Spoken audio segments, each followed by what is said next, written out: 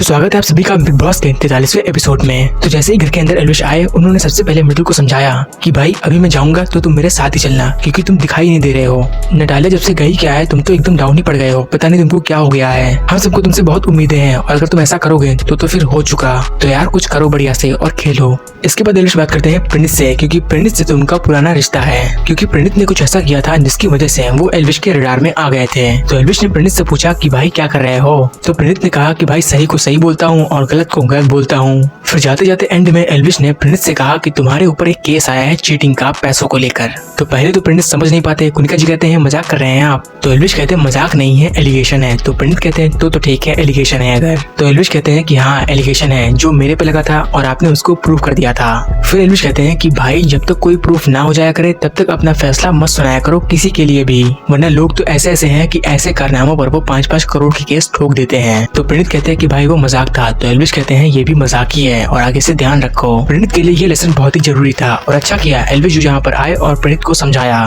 अब कम से कम प्रणीत भी नहीं भूलेंगे जब तक कोई भी चीज गिल्टी साबित नहीं हो जाती। और इसके बाद एल्विश ने तानिया को थोड़ा सा रोस्ट करना चालू ही किया था कि तानिया का मुंह ही बनने लगा था। और तानिया का मुंह इसलिए बन रहा था क्योंकि एल्विश कह रहे थे कि वो बहुत फेंकती हैं, जो कि सही है। तानिया बहुत फेंकती हैं, पता नहीं कौन से डिल्यूजन में ये जी रही हैं। तानिया को खबर तक नहीं कि तानिया ने जिन जिन चीजों का जिक्र किया उनके बारे में जांच पड़ताल हो गई है और पाया गया कुछ नहीं। तानिया एकदम एक्सपोज होकर रह गई हैं। जबकि कुनिका जी ने आज खुद तानिया को एक्सपोज कर दिया। कुनिका जी ने कहा कि जब तानिया 6 बजे के बाद घर से नहीं निकलती तो ये इतनी सारी फैक्ट्री कैसे खड़ी करेगी। और यही चीज जब एल्विश ने तानिया को मजाक में बताया तो तानिया का मुंह ही बन गया। वहीं घर में नए खिलाड़ी की एंट्री हो चुकी है जिनका नाम है मालती चहर। ये एक एक्टर है, डायरेक्टर है और साथ ही साथ इंडियन क्रिकेटर दीपक चहर की रियल सिस्टर भी हैं। दीपक चहर आए तो थे स्टेज पर और लग रहा था कि वही एंट्री लेंगे घर में वाइल्ड कार्ड के तौर पर, लेकिन फिर पता चला कि दीपक चहर नहीं बल्कि उनकी सिस्टर मालती चहर लेंगी वाइल्ड कार्ड के तौर पर घर के अंदर एंट्री। तो जैसे ही मालती चहर घर के अंदर आई, सभी लोग उनसे मिले, हाथ हाथ मिलाया, हक किया, लेकिन नेहल और अमाल जिस तरह से उनसे मिले ऐसा लग रहा था कि वो उनको पहले से जानती है। खैर मालती सबसे पहले मिली थी मृदुल से और मृदुल उनसे जैसे मिले उनको देखकर ऐसा लग रहा था कि उनका कोई अपना आ गया हो।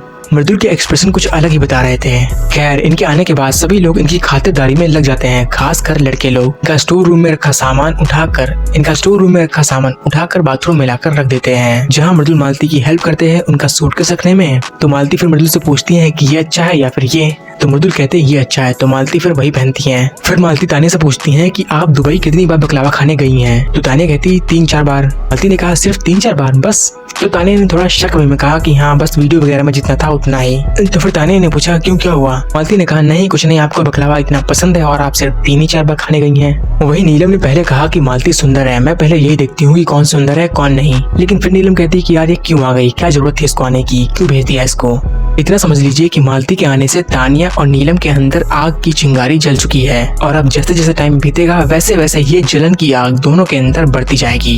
तो बने रहिए मेरे साथ और देखते रहिए बिग बॉस सीजन 19। वहीं घर में एक नया खिलाड़ी तो आ गया, लेकिन घर से एक पुराने खिलाड़ी को भी जाना था, वो तो गया ही नहीं। क्यों? क्योंकि इस हफ्ते का एलिमिनेशन ही कैंसिल कर दिया गया। और ये एलिमिनेशन क्यों कैंसिल हुआ? क्योंकि बसीर वाले ग्रुप के ज्यादा से ज्यादा मेंबर इस बार नॉमिनेट थे। तो हो सकता है कि उन्हीं मेंबर्स में से किसी को कम वोट मिले हो और बिग बॉस ना चाहते हो कि वो घर से बेघर जाए। इसीलिए सलमान खान ने कह दिया कि इस हफ्ते नो एलिमिनेशन। क्योंकि जब कोई अभिषेक के ग्रुप से इविक्ट हो रहा होता है तो उसके लिए ना तो सीक्रेट रूम की सुविधा होती है, ना तो उसके लिए एलिमिनेशन कैंसिल कराया जाता है, बल्कि उसको तो सीधा घर से बेघर ही कर दिया जाता है। जबकि यहाँ पर बसीर और जिशान के ग्रुप से कोई भी बंदा इविक्ट हो रहा होगा तो उसको बचाने के लिए कुछ ना कुछ किया ही जाएगा, चाहे उसको सीक्रेट रूम में भेजा जाए और चाहे उसके लिए एलिमिनेशन ही क्यों ना कैंसिल कर दिया जाए, लेकिन उसको बचाया जरूर जाएगा। जो कि ये साफ साफ दिख रहा है कि ये एक बायस डिसीजन है। बिग बॉस और उनके मेकर्स सभी लोग सिर्फ एक पर्टिकुलर ग्रुप को ही सपोर्ट कर रहे हैं। और वहीं जब सॉन्ग डेडिकेट करने वाला टास्क चल रहा था तो अभिषेक को भी एक सॉन्ग मिला था जिसका नाम था मेरे अंगने में तुम्हारा क्या काम है। इसका मतलब है कि मेरे सर्कल या फिर मेरे आसपास तुम्हारा क्या काम है।